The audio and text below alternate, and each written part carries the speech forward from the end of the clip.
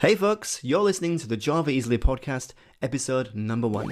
Java Easy. News, tutorials, tips. Everything you need to know as a beginner Java developer. Hi there, welcome to the first episode of the Java Easily podcast. My name's Matt Speak, I'm your host. And what we're going to do in these episodes, basically just give out tips, tricks, advice and insights as to what it's like being a professional Java developer, and hopefully help you out too with your Java development career if you're either just starting out or you're already a Java developer and you're looking to get more experience. So, given that we're in episode 1, I guess it makes sense to have a little bit of an introduction to myself, I suppose. I don't normally like these kind of things. I don't particularly like talking about myself, but yeah, I think it's useful to know who's talking to you at the other end of the, I was going to say the phone, at the other end of the phone. It's not a phone, of course, it's a microphone, which I'm just talking into. But in any case, who is this guy? Who is this Matt Speak guy? So my name's Matt Speak. I'm a professional Java developer. I've been doing Java development now for well over 20 years, I guess. I'm originally from Leeds in the north of England, but I moved down to the south of England to a town which is kind of outside London. You can kind of class it as London, but it's not really London.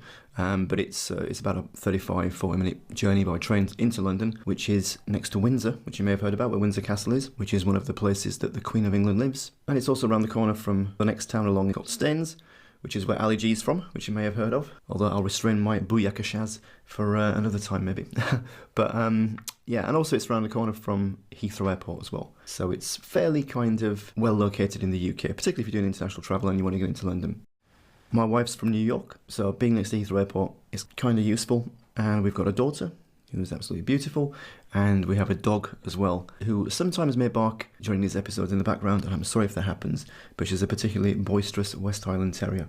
We've also got a couple of budgies as well, and some fish, and the list of pets seems to be ever increasing, as it does if you've got a 7-year-old.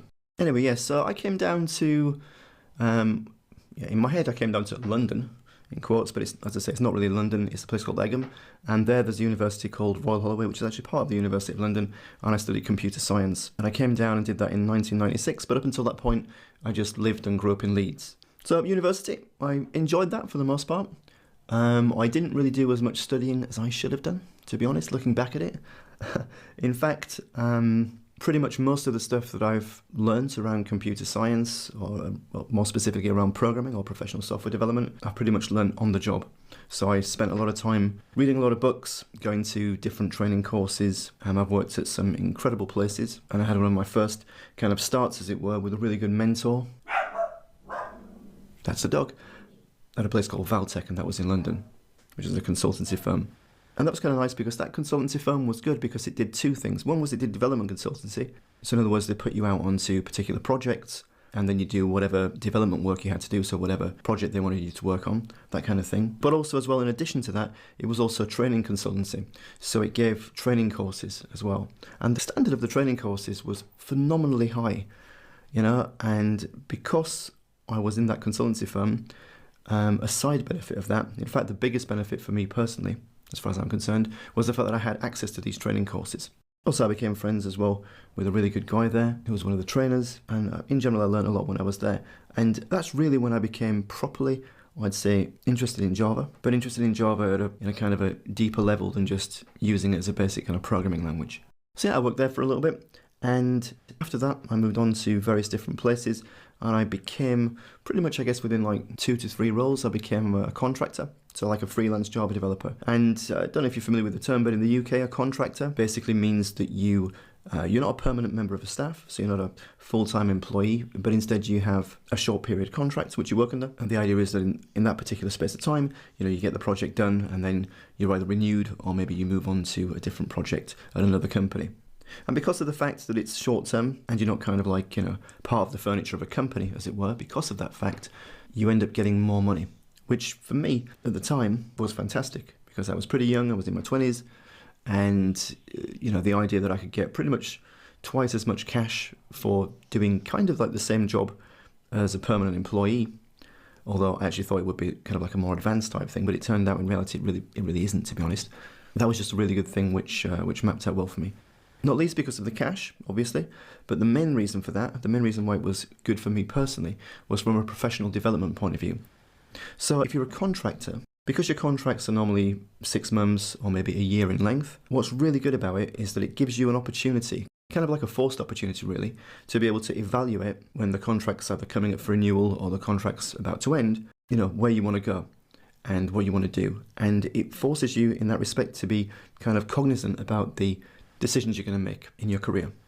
So for example, if you're working with a particular technology or in a particular organization and you're not, you kind of feel that you've had enough exposure to that particular technology, or you've learned what you can from there, or indeed you want to move on and find like a different challenge in a different area, or work with a different type of technology or a different kind of organization. So maybe you're in, for example, a retail e-commerce web development position before, and then maybe you want to move into banking or something and work in a different sector.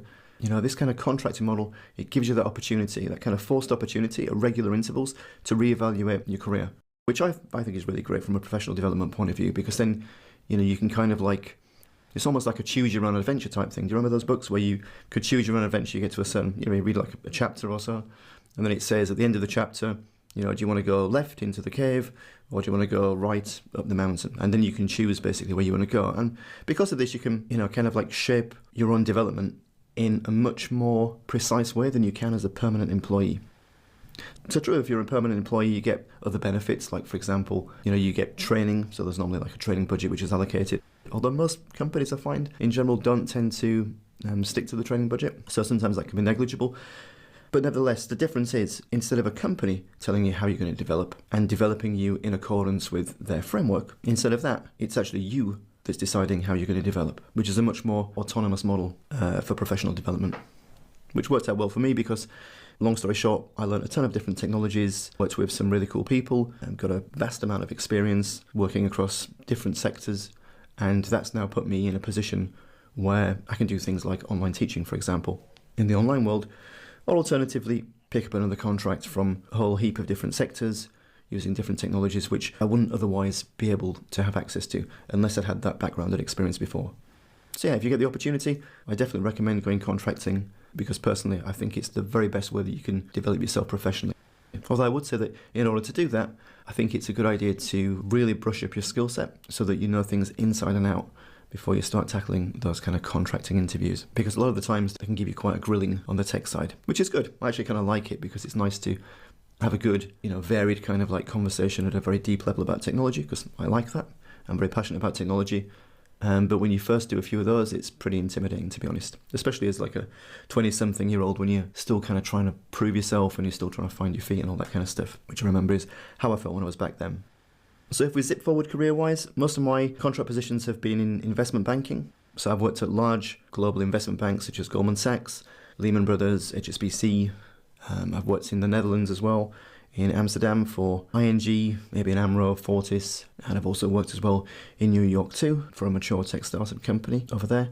But the majority of my stuff has been based in London. So doing the circuit, as it were, working for the banks in the city of London that is, the square mile where a lot of financial institutions are based, or in Canary Wharf, or Docklands as it's known, which is where we have the kind of skyscrapers in London, where some of the banks are there as well. Now, about 3 years ago-ish, I guess it's coming up to about 3 years ago, I started to get into online training. So I posted my first course, which I was really excited by, and that got me a foot in the door with online training. And since then, I've basically been expanding that and building that up. And I've got, I think it's about 8 courses now on a few different areas, kind of like the main areas which intermediate Java developers would be interested in. So there's courses on Apache Maven, Java 8 and functional programming, JUnit and Mockito for unit testing, Spring Framework, Spring Boot, and Groovy. One's an Introduction to Java course for complete beginners, which you can check out if you go to courses.javaeasily.com, and that'll get you set up basically with the tools you need to be able to develop Java and what coding in Java actually looks like, which I think is a good place to start for a beginner Java developer. Now, first and foremost, the reason why I got into online training is because I really love to help people. It gives me a real buzz to be able to see a spark of passion that I have for something, like for Java technology, and to then see that spark kind of instilled in somebody else as they reach that kind of aha moment and they get a particular thing that they've been struggling with. So I'm really in this to help people, as many people as possible, and I have a kind of a crazy ambition, which is basically to make the Java Easily website and brand and the courses, the whole kind of ecosystem around that, the #1 place to be able to get help and support with Java technologies for beginner and intermediate Java developers. So in order to do this, there are a few ways that you can interact, which I really encourage you to do. So if you've got any problems with Java, any queries, anything that you're not quite getting about how things work or how the technology hangs together, you'll be doing me personally the biggest favour possible by just either posting a question on the Facebook group, if you haven't joined already. I'll put links, by the way, to all these things in the show notes for this episode. Be either posting on the Facebook group or even sending an email to me personally, matt@javaeasily.com, asking your question there. And one other thing is I'm also going to put on the website a mechanism where you can basically ask questions. So you can send me a voice snippet, like just a snippet of sound, an audio kind of clip if you like, to submit a question you've got. And then I can be answering those in future podcast episodes as well. So that's exciting. There's a lot of good stuff to come down the road. So stay with us and we're going to turn you into the very best Java developers that you can be. Anyway, that's it from me now. In future episodes, I'll be diving into different questions that I've got so far from people. Join the Facebook group if you haven't done so already. You can also check out the YouTube channel as well, where there's some sample lessons from some of the courses so far, but I'll be building that out again over the coming months. And until next time, take care, stay safe, and we'll speak soon. Bye.